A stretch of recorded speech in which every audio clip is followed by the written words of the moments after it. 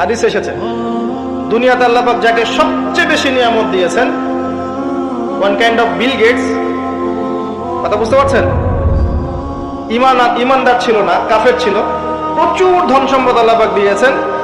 আল্লাহ পাক তাকে এক মুহূর্তের জন্য জাহান্নামে ঢোকাবেন কিয়ামতের মাঠে, ঢুকিয়ে বের করবেন, বের করে বলবেন দুনিয়াতে সুখে ছিলে, দুনিয়াতে কি সুখে ছিলে তুমি? তখন সেই ব্যক্তি বলবে সুখ কি জিনিস আমি জানি না, সুখ শান্তি কি জিনিস আমি জানি না। এক সেকেন্ডে। এরপরে পৃথিবীতে সবচেয়ে কষ্টে যে ব্যক্তি ছিল, ধরে নেন আজকে সিরিয়ার মাজলুমদের মতো কেউ, প্যালেস্টাইনের মাজলুমদের মতো কেউ, বা আপনাদের এখানেও অনেক মাজলুম আছেন, পৃথিবীর বিভিন্ন জায়গায় এখন মাজলুমদের সংখ্যাই বেশি। যাই হোক, তাকে ঢোকানো হবে জান্নাতে এক সেকেন্ডের জন্য, এক মুহূর্তের জন্য, ঢুকিয়ে আবার বের করা। আল্লাহর এক মুহূর্ত আবার আমাদের মতো নয়, ওই এক মুহূর্তেই সে অনন্তকালের স্বাদ পেয়ে যাবে। আল্লাহ পাকের এক মুহূর্ত, তাতে অনন্তকালের স্বাদ সে পেয়ে যাবে ইনশাআল্লাহ।